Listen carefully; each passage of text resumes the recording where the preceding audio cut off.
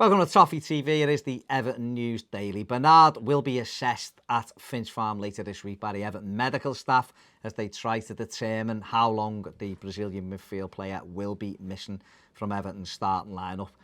Bernard got injured on Saturday in the first half of Saturday's 3-2 defeat at Brighton, slipped on the surface and done a grade 2 knee injury.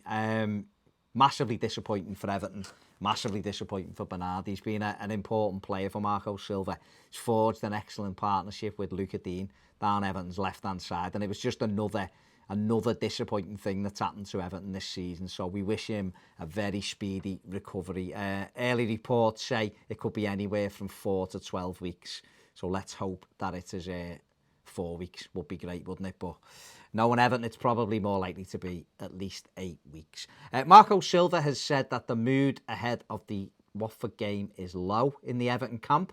That was after Saturday's 3-2 defeat at Brighton. So the players are down and the mood is low, but it's a different competition and it's at home and it's an opportunity for us to get into the quarter-final of the Cup. And he's right, we're going to have to pick ourselves up. Another crushing blow at the weekend, losing in injury time to Brighton.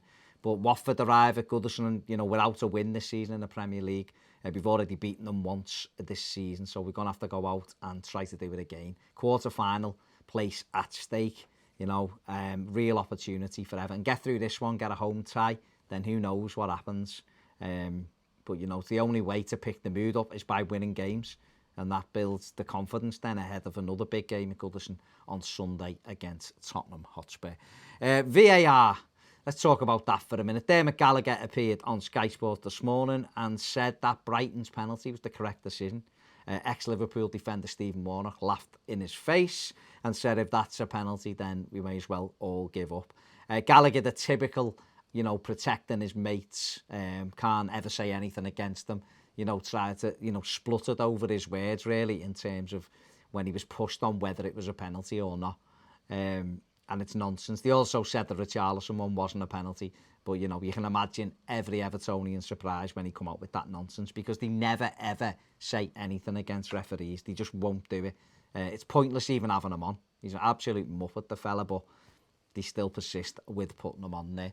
But there has been, or it looks like there's going to be a change. The Premier League are instructing referees to actually now start using the monitors at the side of the pitch for decisions. That's the announcement today. They've been criticised heavily over the weekend for the two incidents in the Everton game. Obviously, if Connolly's is a penalty in the Everton game, then so is Richarlison's. Also, the Chambers thing in the Arsenal game, which was disallowed for a foul by him, even though he was fouled by the Palace players. So the referees now will start using the monitors at the side of the pitch as well. Let's see if that makes any difference. I'm not sure, but at least the ref can go and have another look at it himself. It's obviously going to add to lengthier periods of play being stopped, but what can you do? Roberto Martinez, on Sky Sports Goal on Sunday, said that he had unfinished business at Everton. I don't know what that means. Maybe he wants another crack at the job. Who knows? There's some Everton fans who wish he was still there, of course. I've seen a lot of that over the weekend, but yeah, he was speaking on Goals on Sunday, said that he loved his time at Everton and he feels as though he's got unfinished business there, so who knows. He also said he's been impressed by Dominic Calvert-Lewin's performances this season, said he's developing really well, took his goal brilliantly and said he can do everything of a modern-day number 9 and he thinks he'll get better and better. So, fair play to him on that. And Martin Atkinson has been chosen as the referee for Everton and Tottenham this Sunday. And the VAR will be done by Anthony Taylor. Woohoo! What a combination those two are. There you go. That is it for the Everton News Daily. Give the video a thumbs up, subscribe if you haven't. And if you want more videos, join us over on Patreon. Thanks for watching. See you later.